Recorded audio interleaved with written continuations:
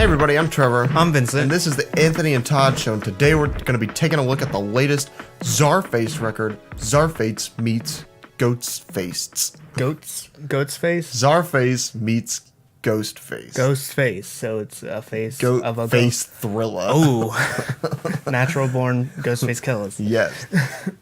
This is the not second project by CZARFACE, but it's the second in their like collaboration series almost. CZARFACE is the grouping of producers 7L and Esoteric, and then Wu-Tang Clan former member Inspecta Deck, who is still alive, so don't get the wrong idea or anything.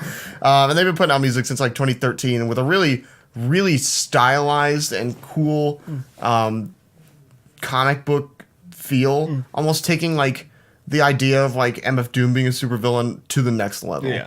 And drawing out the covers and making it like one of the Marvel like comic variant covers, you know what I'm talking about? Yeah. Which are really cool.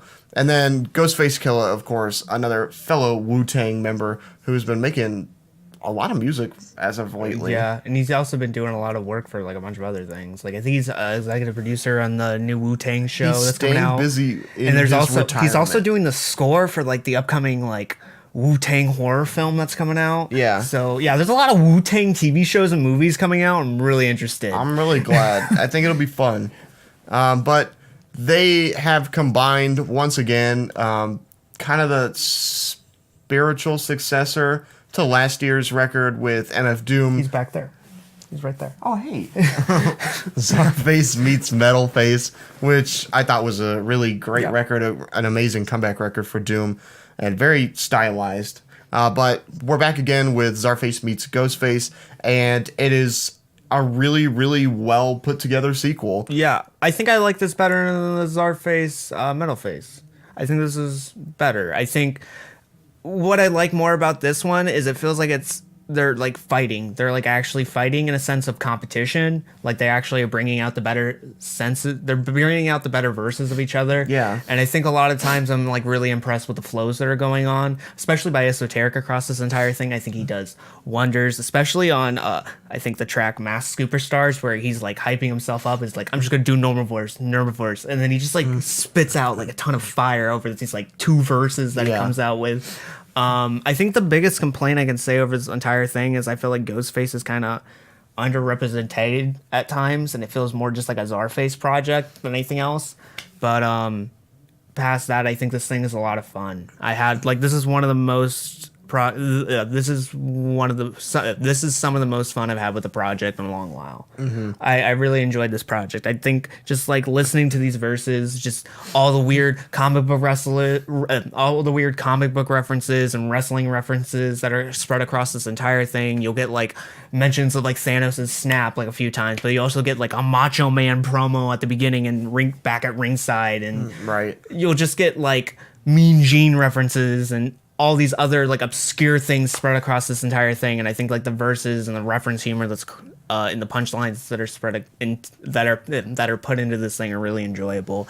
And I just think we're getting a mix of not only different flows but different production on this thing. I think 7L mixes it up a lot more than he did on CZARFACE meets Metalface. I feel like we're getting kind of East Coast hip hop, kind of like / like hardcore hip hop stylings, but we're getting it through this kind of like synthetic, almost like tube in a sense. It's being like transferred through this long tube where it's becoming more like saturated. Like when you go to the bank and they like send the thing out. Yeah, it's being like transformed in a sense. It's like New York has changed from like modern day to like Blade Runner New York, so it's like futuristic in a sense. We're getting these synths, but we're also getting like on the track Face Off, we're getting these like heavy basses that are very like heavy. We're getting these heavy basses and this like weird vocal sample that is very similar to like what would be on a Wu-Tang track back in the day. Yeah.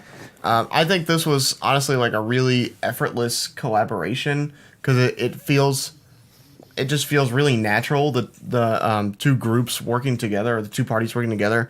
One thing that I like you mentioned, the fight it feels like there's an actual like struggle going on. Yeah. Like in Czarrface Metalface, it seemed like they were like teaming up. Yeah. But here it feels like they are like fighting with one another. Yeah. Like two villains like fighting to see who's the best villain, even though it's kind of pointless because they're on like the same team.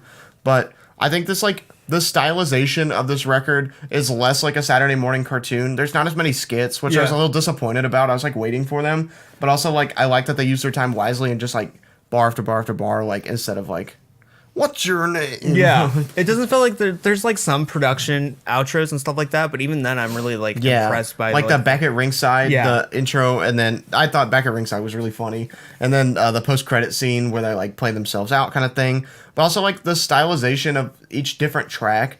It doesn't always work to pull to the narrative together, Yeah. but also it's still like a lot of fun. You listen to like Iron Claw, which I think like I have a better appreciation for now. Yeah. Into Czarrcade 87, which feels like it feels like an old like video game. Do you track. get the reference of Czarrcade 87?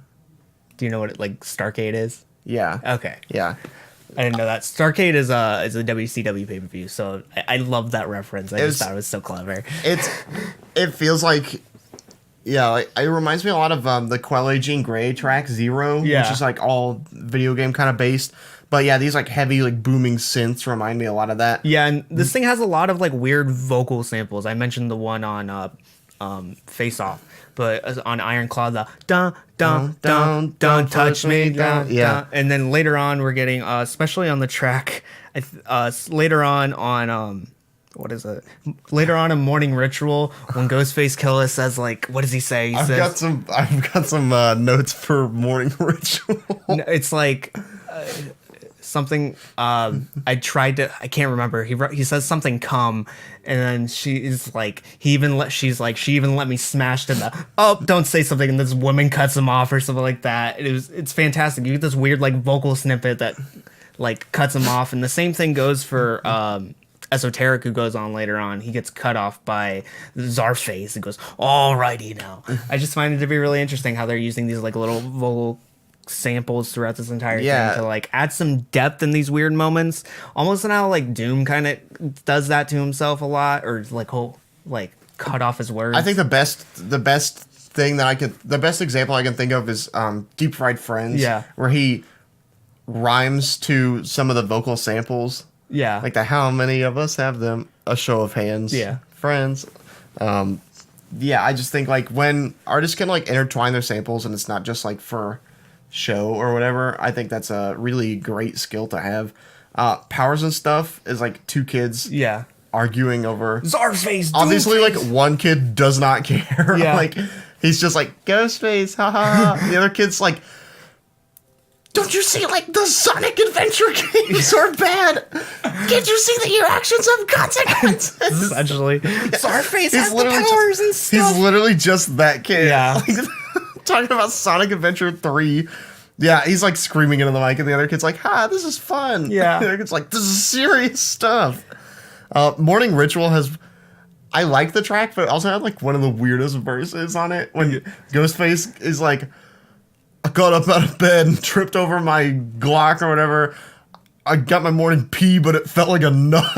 It's like, this is the weirdest. Like, I thought it was really funny. it was funny, but I also felt uncomfortable. Going on, Learning about what Ghostface does every morning. peas and nuts. Going on later on to Mongolian Beef with Ghostface, like very fiery intro verse, which like starts out like on beat, but steadily kind of goes off a bit, and then it comes back. I just find it like he's very fiery, and I like how he's like all riled up on the track to the point where he's kind of going off beat. It's more about important what he's saying than what he's like sticking to the meter.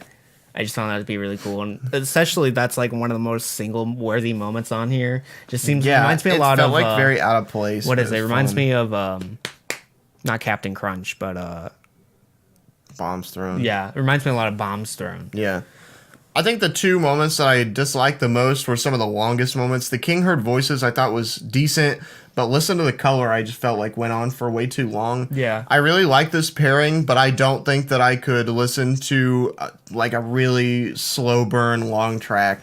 Both parties here are like you mentioned, really fiery. Ghostface Killah is not a long burn artist. Yeah. He makes these tracks, and when the storytelling works out well, it works for him. Like 12 Reasons to Die, I think, is very story heavy, and that whole record I think is incredible because of that storytelling and his like fiery verses that intertwine with the samples that work to tell the story.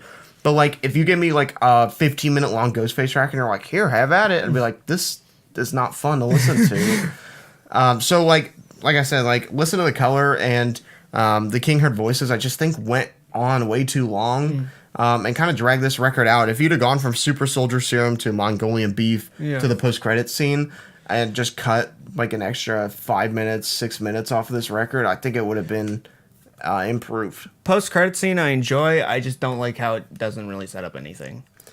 Yeah, because I was like, oh, we're gonna get like the next collaborator on this. Yeah, but I don't know who they would have collaborated with. I have like two kind of ideas of who I'd want to be. What I wanted it to be is I wanted Doom to show up. I wanted a Doom track on here or a Doom feature on here, and I was a little disappointed that there wasn't. No, one. I just wanted him to show up so it set up Doom Starks, so we could finally fucking get that record.